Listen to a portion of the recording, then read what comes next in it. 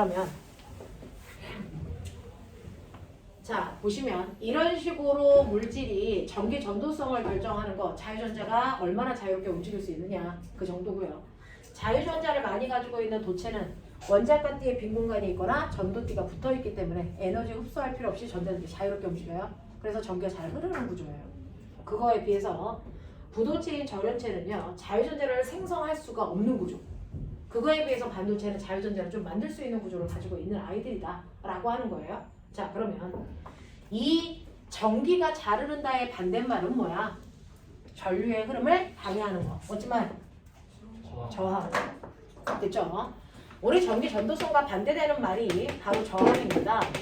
자 저항은요 도선 속에서 원자들이 도선도 물질이니까 원자로 되어 있어요. 원자가 있고 그 사이를 전자가 움직이죠. 여기서 움직이는 전자도 또한 누굽니까? 자유전자가 움직여요. 그렇죠? 근데 자유전자가 만약에 이렇게 움직여요. 전기 흐르고 있는 거니 안 흐르고 있는 거니? 안 흘러요. 전자들은 항상 움직이는데 그 움직이는 전자들의 방향이 불규칙하면 전기가 안 흐르는 거죠. 전기적 현상을 못 만들어요. 근데 얘네들이 모두 다 이런 식으로 같은 방향으로 움직이면 이게 바로 전기가 흐른다라는 하는 전류가 형성되고 있는 거예요. 맞죠? 자 그러면 이렇게 해서 전자들이 움직일 때요 보면 움직이는 전자가 가다 보면 누구랑? 원자와 뭐하니? 충돌하죠. 충돌하는데 원자에 비해서 전자가 너무 가벼우니까 그래서 뒤로 튕겨나가요. 튕겨나갔다가 이쪽에서 미는 마이너스 극 때문에 더 이상 못 가고 돌아서 이렇게 가는 거죠. 됐어. 그럼 꼬맹아 충돌하지 않을 때보다 충돌을 하면 전류가 더 잘 흐르니 못 흐르니? 못 흘러요. 그래서 이런 식으로 원자와 전자가 충돌하는 그 현상을 우리는 뭐라 그런다? 이걸 저항이라고 부르는 겁니다. 됐어. 그래서 저항이 크다는 얘기는 전자들이 계속 충돌해. 앞으로 잘 못 나가. 알겠어? 이런 애들이 바로 부도체인 절연체거든요. 그래서 저항은 누가 큽니까? 라고 하면 저항은 전기 전도성의 거꾸로요. 됐죠? 네. 절연체의 저항이 제일 뭐예요? 커요. 그리고 반도체고요. 저항이 제일 작은 애가 누구예요? 도체예요, 도체. 무슨 말인지 알겠어? 그러면 저항의 크기를 결정하는 게 네 가지 있다 그랬죠. 기억나요? 자, 물질마다 저항을 다 다르게 가지고 있는데 그럼 저항의 크기는 뭐에 의해 결정됩니까? 저항의 크기를 결정하는 요소 네 가지. 자, 라고 하면 첫 번째가 바로 물질의 뭐예요? 곡률죠. 도체냐? 그러면 저항값이 작을 거잖아요. 그렇죠? 절연체면 저항값이 클 거잖아요. 라고 하는 이 저항을 모든 물질을 같은 두께, 같은 길이로 잘라서 표준 저항값을 구한 거예요. 됐죠? 그거를 우리는 뭐라고 한다? 로라고 쓰고 비저항이라고 했다. 그래서 근데 만약에 이 길이가 L이고 이 두께가 S인 은의 표준 저항인 비저항이 10인데 이 은을 길이를 2배를 길게 해요. 두께는 똑같은데 그러면 이 저항도 10이야? 아니죠. 같은 물질이라도 그 물질의 길이와 그 물질의 단면적에 따라서 저항값은 또 달라지는 거죠. 그 중에서 길이가 길어지면 무조건 저항값은 뭐해진다? 커진다. 왜? 원자가 많아져 충돌할 가능성이 훨씬 더 뭐해지니까? 커지니까. 알겠습니까? 이렇게 생각하라고 했어. 그 다음에 단면적이요. 면적이 커지면 저항값은 뭐해지니까? 작아지죠. 그래서 이유는요. 면적이 커진다는 얘기는 잡아당겨서 원자와 원자 사이의 간격을 뭐했다? 벌렸다 생각하시라고 했어요. 됐어. 그러니까 요 두께가 S고 요 길이가 L입니다. 그러면 위에 거보다 됐어? 이거 이해했어요? 위에 거보다 빈 공간이 크니까 충돌할 확률이 줄어들겠죠. 되겠어? 그래서 단면적이 커지면 저항은 줄어듭니다. 누구든 상관없어요. 그게 도체이든 부도체이든 상관없단 말이죠. 자, 근데 온도에 따른 저항의 변화는 물질마다 다르다. 만약에 도체라면 온도가 높아지면 저항이 뭐해지는 거니? 커지는 거예요. 왜요? 온도가 높아지면 그 열 에너지를 이용해서 그래서 자유전자가 더 늘어나죠. 그러면 사실은 전자가 원자랑만 충돌해도 저항이 생기는데 자유전자들이 너무 많아지니까 자유전자와 자유전자 사이에도 뭐가 일어난다? 충돌. 그래서 저항이 더 커지는 거죠.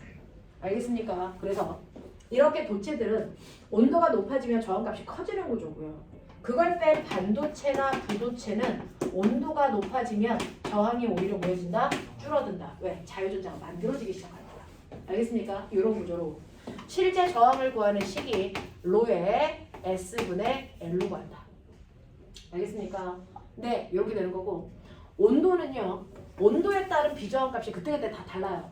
그래서 10도면 10도의 비저항을 넣는 거고 20도면 20도의 비저항을 넣는 거예요. 알겠습니까? 이렇게 됐다. 그래서 이게 물질의 저항을 결정하는 요소고요. 자, 그러면 이런 식으로 되어 있을 때 우리가 공부하는 핵심은 반도체죠? 됐죠? 반도체 중에서 한 종류의 물질로만 되어 있는 반도체를 뭐라 그러니? 순수 반도체를요.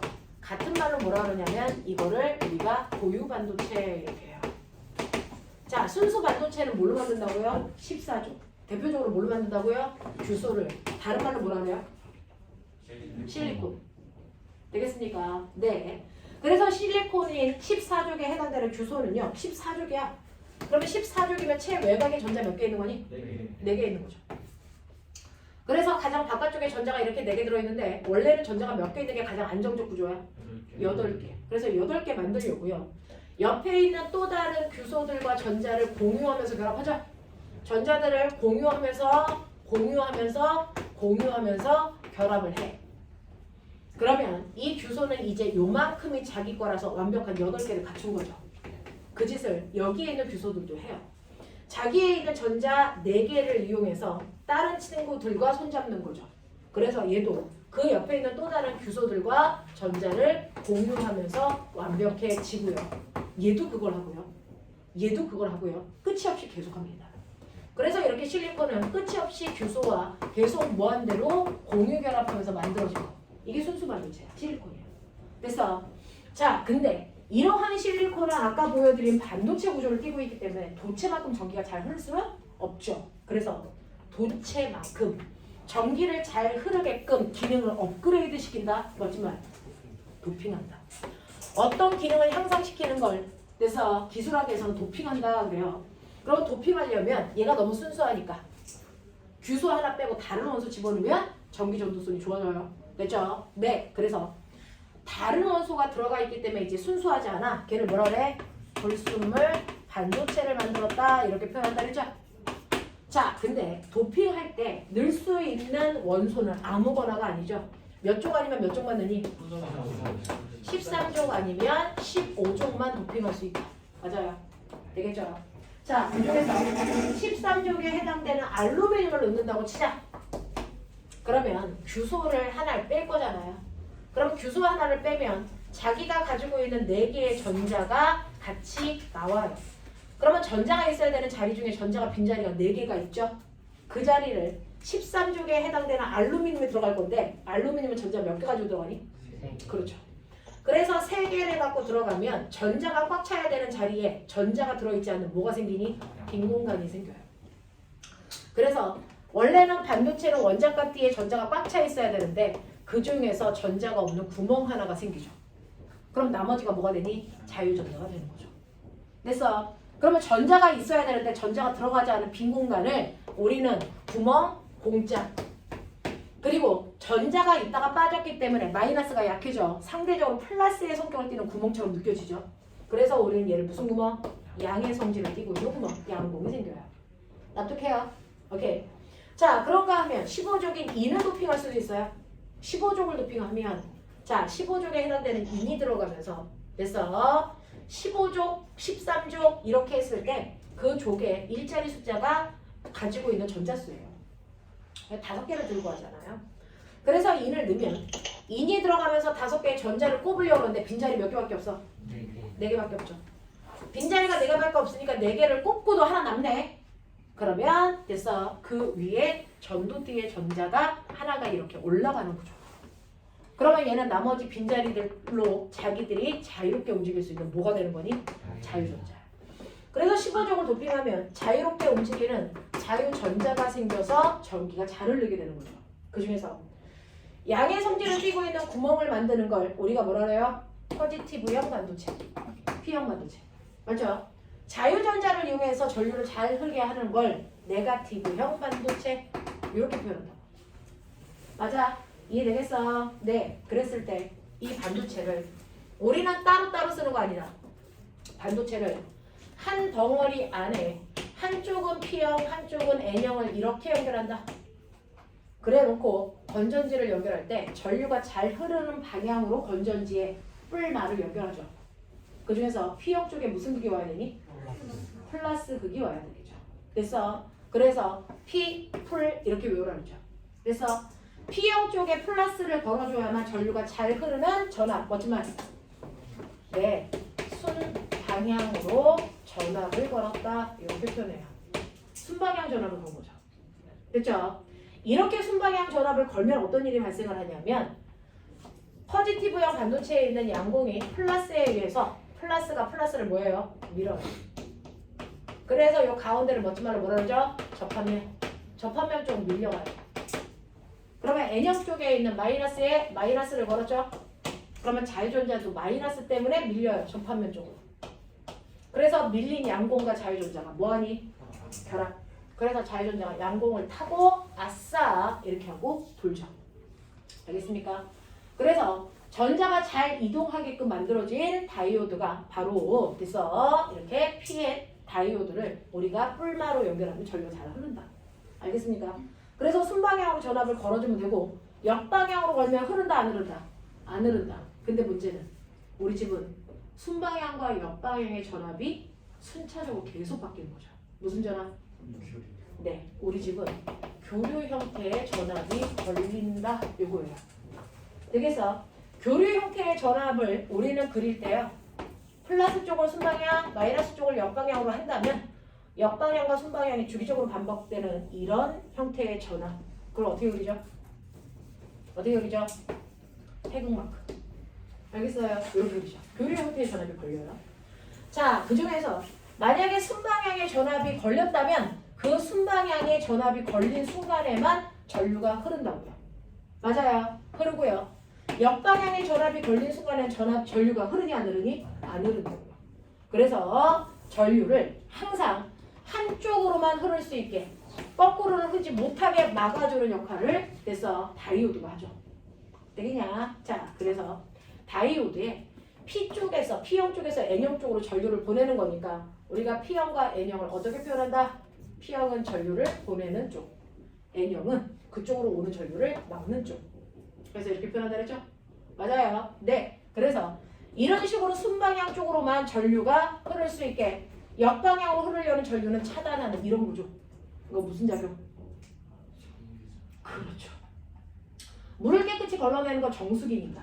정수작용이니까 전류를 한 방향으로 걸러내는 걸 우리가 무슨 작용이라고 한다? 정류작용이라고 한다. 이렇게까지 배웠어요. 맞아요. 네. 그래서 지금 여기 신입생들이 너무 많아서 기존의 친구들은 선생님하고 박자를 이미 맞춰놨기 때문에 이렇게까지 반복은 안 하는데요. 이번 주 초부터 저번 주 말부터 이번 주 초까지 많아서 이제 한번 처음 하는 것처럼 반복했었어요. 알아들었어요? 다 알아들어요 이제?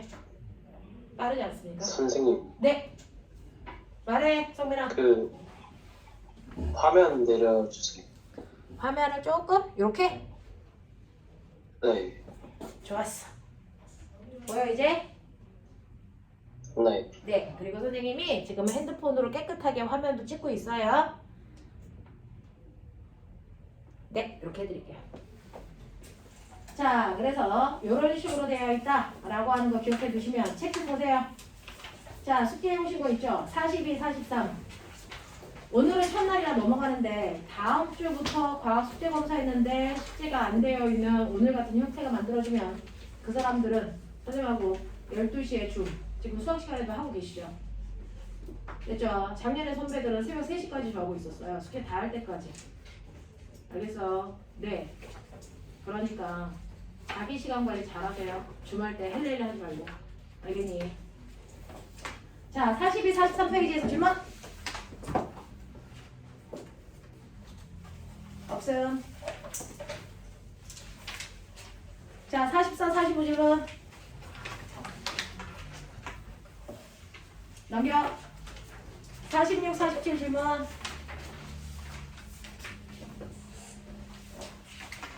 넘길게요. 자, 48, 49 질문. 네? 9번, 10번이요. 자, 9번 보세요. 9번 보시면요. 9번은요. 그림은 수소 원자 밑줄. 수소는 몇 번째 껍질에 있어야 정상이다? 네. 수소 원자의 에너지 준위를 양자수에 따라서 나타낸 옆에 보시면 됐죠? 왼쪽에 있는 숫자들이 각각의 껍질이 가져야 되는 에너지 값을 써놓은 거라고요. 자, 표는 그 옆에 있는 표는 규소와 저마늄의 띠를 온도에 따른 저항값이 달라진다 그랬죠. 그래서 온도마다의 그 아이들에 대해서 띠 간격을 보여준 건데 꼬맹아, 띠 간격이 넓을수록 좋은 거니 좁을수록 좋은 거니? 좁아야 전자가 잘 올라가서 자유전자가 되겠죠. 그러니까 숫자가 작아야 전기 전도성이 좋아진다. 알겠어? 네, 그러면 제가 말씀드릴게요.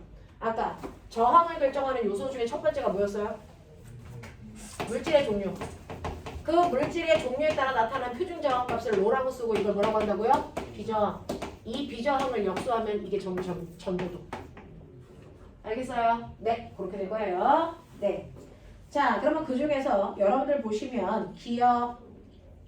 자, 규소와 저마늄은 온도가 높아지면 비저항값이 증가합니까? 감소합니까? 네, 거기에 보시면 띠 간격 보시면 그래서 네, 그 띠 간격이 좁아질수록 비저항값은 작아지는 거예요. 무슨 말인지 알겠죠? 자, 규소 같은 경우에 온도가 높아지면 띠 간격이 줄었어요. 저마늄도 온도가 높아졌더니 띠 간격이 줄었어요. 그러면 저항값이 작아지는 거죠. 알겠죠? 그래서 저항값이 증가한다. 비저항이나 저항이나 같은 말이니까. 저항값이 증가한다? 틀린 말. 자, 니은. 발머 계열은 자, 몇 번째 껍질? 두 번째 껍질로 내려오는 거예요. 발머 계열의 빛은 규소 원자의 원자가 띠에 있는 전자를 전도띠로 전이시킬 수 있습니까? 라고 했는데 자, 발머 계열의 빛이니까요. 꼬맹아. 두 번째 껍질로 내려올 때 그래서 네, 빛이요. 얼마예요? 얼마예요? 무한대에서 두 번째 껍질로 내려올 때 에너지 3.4죠. 그 3.4를 주면 그래서 얘네들을 띠 간격을 건너갈 수 있게끔 할 수 있니 없니? 있죠. 알겠습니까? 그 얘기한 거예요. 그 다음에 지금 수소 원자는 네 번째 껍질인 상태에서 세 번째 껍질 에너지 차이 빨리 얼마? 네 번째에서 세 번째로 0. 얼마? 66이요. 네. 네 번째 껍질에서 네, 세 번째 껍질로 내려올 때 0.66만큼의 에너지를 방출을 할 건데 그래서 네. 자, 이렇게 전이할 때 방출된 빛은 0켈빈 찾아가 저마늄 찾아가 얘 띠 간격 건너뛰려면 에너지 얼마 필요해요? 0.74 필요하죠. 0.744 필요한 애한테 0.066 줘. 올라갈 수 있니 없니? 없죠. 자유존재 못 만들어요. 되겠어? 네. 얘는 적어도 이만큼의 에너지보다 더 많은 에너지를 흡수해야만 그래서 전자가 윗껍질로 올라가요. 근데 에너지 요것만 주니까 못 올라가죠. 알겠죠? 네. 그래서 전기 전도도를 높일 수가 없습니다. 자, 그 다음에 10번 보시면 그림 가는 수소 원자의 에너지 준위를 첫 번째부터 네 번째까지 나타낸 것이고 나는 어떤 고체의 에너지 띠 구조를 나타낸 것이고 나에서 띠 간격은 여러분들이 보시는 것처럼 그래서 네, 띠 간격은 네 번째에서 세 번째 사이이고요. 파란색은 에너지 띠의 전자가 차 있대요. 원자가 띠의 전자가 꽉 차 있다고요. 자, 그럼 이제 전자가 전도띠로 올라가야 되겠죠? 자, 그럼 여기에 대한 설명으로 맞는 걸 찾아보세요 라고 했습니다. 자, 가에서 방출되는 선 스펙트럼을 나타낼 수 있다. 자, 꼬맹아, 전자 껍질을 설명한 이유가 선 스펙트럼을 설명하려고 하는 거예요. 그쵸? 그러니까 전자 껍질을 보면 거기에서 나타나는 선 스펙트럼을 설명할 수 있다 없다? 있다. 됐어? 네. 자, 니은 나는 도체다. 도체려면 꼬맹아 원자가 띠에 빈 구멍이 있어야 되고요. 원자가 띠와 전도띠가 뭐에 있어야 돼요? 붙어 있어야 돼요. 그쵸? 그러니까 얘는 도체 아닙니다. 자, 그 다음에 지금 보세요. 나의 원자가 띠에 있는 전자가 세 번째 껍질과 두 번째 껍질의 에너지를 갖는 빛을 흡수하면 그러면 세 번째 껍질과 두 번째 껍질에 해당되는 에너지요. 대략 얼마? 세 번째 껍질 에너지 얼마? 마이너스 9분의 1. 됐어. 두 번째 껍질 얼마? 마이너스 4분의 1. 차이 얼마? 36분의 5. 됐어. 이걸 얘한테 줄 건데요. 아까 얘기했죠. 원자가 띠하고 전도띠가 몇 번째 껍질과 몇 번째 껍질하고요? 세 번째와 네 번째. 얘 올라가려면 에너지 얼마 필요하다고요? 0.744 요 정도 필요하다면서. 그러면 이 에너지를 얘한테 주면 올라갈 수 있니 없니? 올라갈 수 있죠. 알겠습니까? 그런 얘기. 됐죠? 네. 그래서 얘는 전도띠를 이동할 수 있습니다. 라고 하는 거죠. 자, 그 다음에 넘어오시면 다이오드요. 반도체 두 개를 연결한, 불순물 두 개를 연결한 걸 다이오드라고 하고요. 다이오드 중에서 제일 유명한 애, 발광 다이오드. 알겠습니까? 네, 그거 얘기하는 거예요. 자, 62, 63 질문. 몇 번? 6번. 62, 63에서 6번 보시면 6번은요. 사실은 이거 그냥 수학 문제 푸는 건데 자, 규소를 빼고 누구를 집어넣는데요? 15족에 있는 애를 집어넣는데요. 비소. 됐어. 자, 그러면 규소의 14족을 빼고요. 15족에 해당되는 누구 집어넣는다고요? 비소 집어넣는다고요.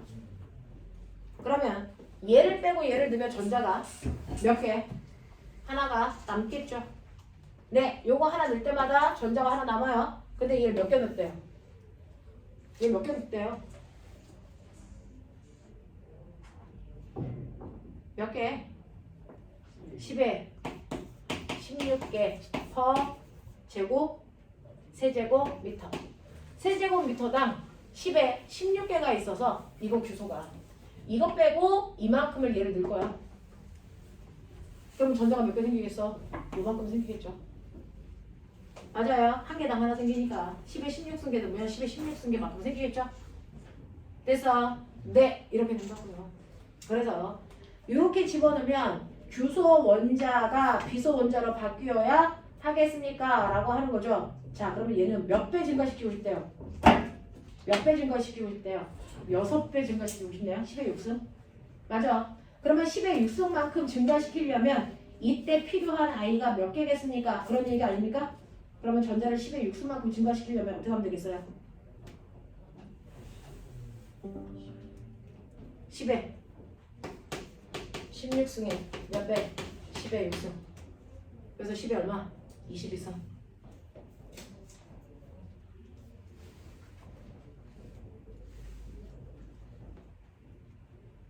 (10에)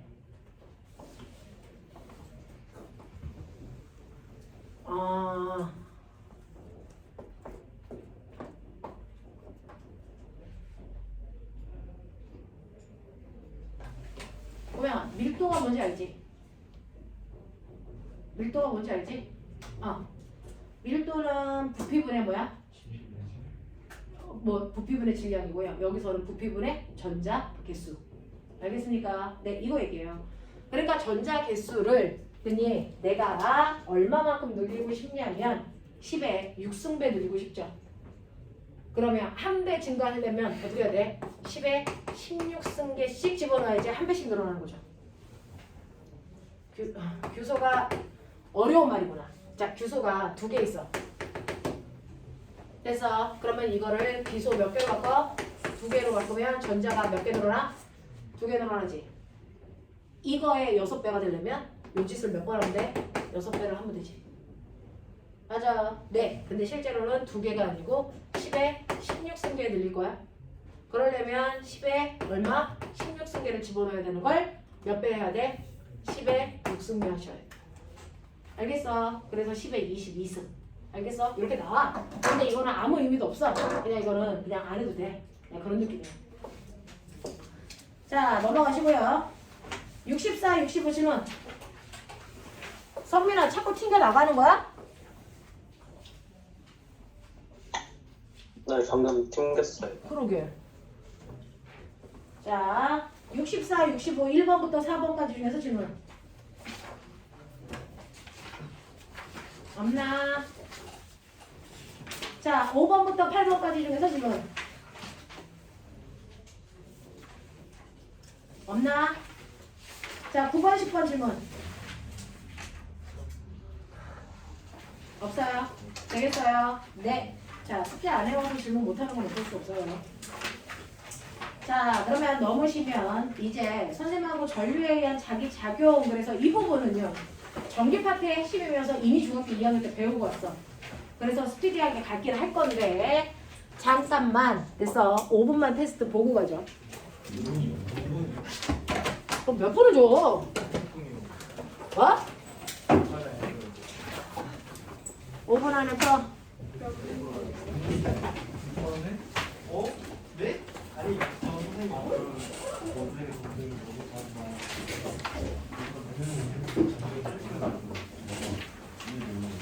선생님 이를 넘기면서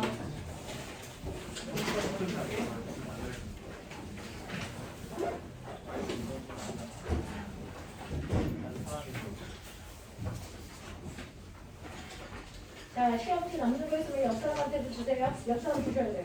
야, 먼저 주세요. 그리고 뒤로도 주고. 시험지 모자른 데 있으면 전화하는 게 아니고 손 드시면 되고요. 선민아, 너는 시험지를 선생님이 하일로 넘겨주면 볼 수 있니? 네. 네. 하나 남아요? 혹시 부족한 데 없어요? 네, 가지고 계세요? 조금 이따 가지러 갈게요.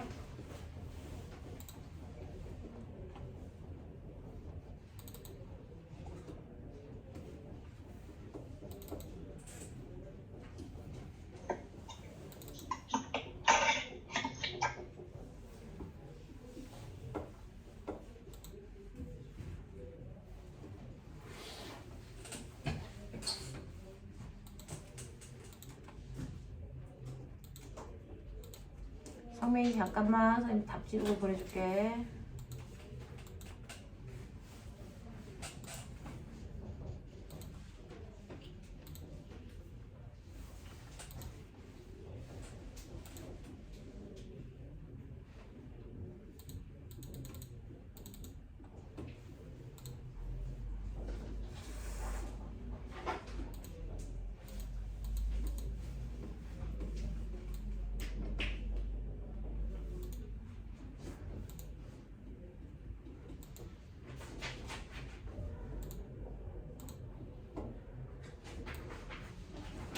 성민아, 우리 단톡방에다가 넘겼어 시험지.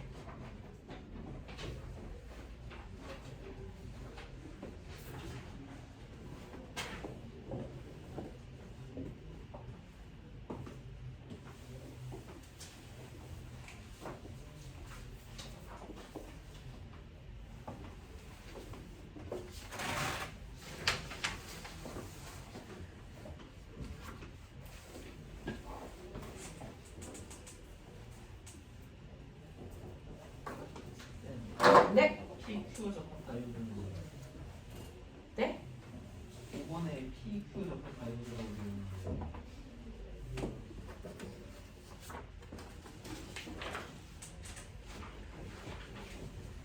아, PN이에요?